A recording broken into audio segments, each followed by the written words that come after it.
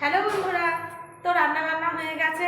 আর আজকে খুবই সকাল সকাল রান্না করেছি, কারণ ছেলে একটু খেয়ে বেরোবে, এক জায়গায় যাবে, তার জন্য।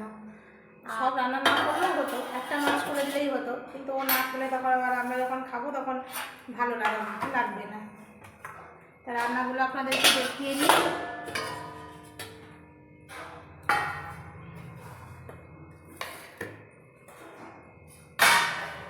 রান্না করেছি হচ্ছে যে এখানে রয়েছে ভাত, এখানে রয়েছে পুঁই শাক,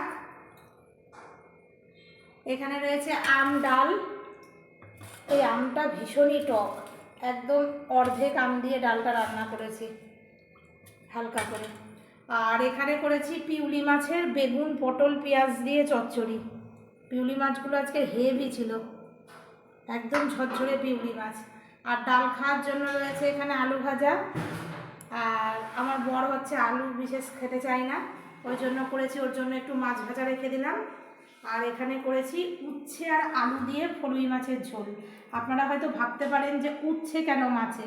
উচ্ছে যদি কোনো ভাপাতে হবে না, তেলে এরকম করে লাল করে ভেজে যদি ফলুই মাছের ঝোল রান্না করেন, তাহলে উচ্ছেতে কিন্তু একটা দুর্দান্ত ফলুই মাছের স্বাদ বাড়ায়, আর একটুও তিতো লাগে না।